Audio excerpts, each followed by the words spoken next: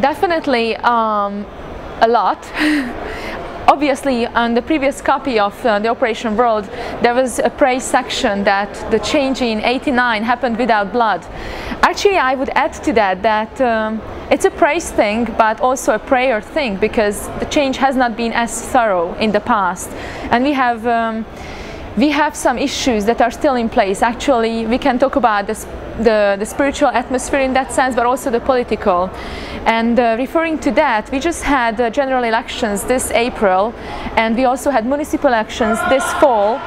And we are, I think, in the unique situation of any democracies that I know, where there is a two-thirds majority in parliament, which means that the conservative coalition is able to pass literally any vote they want. They could make Hungary into a monarchy if they wanted to, and the municipal elections has the same outcome, which means that in the municipal like headquarters in the countryside, they also have the conservative people in leadership, which I would say is a great opportunity.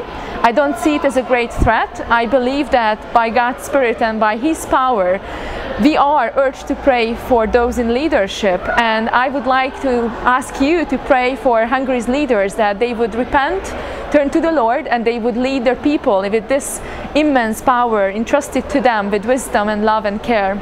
And another thing that I would like to ask your prayer for is Hungary has just experienced 2 weeks ago the biggest ecological disaster of Europe of the last 30 or so years.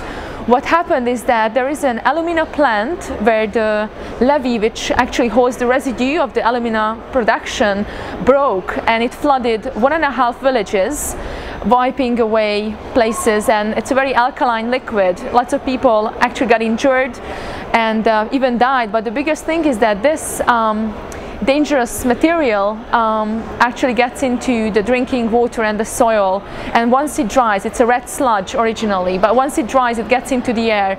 And actually I also see that as a great opportunity. I have seen Hungarians rise up to the challenge and of all background helping and going and trying to give support to those in need.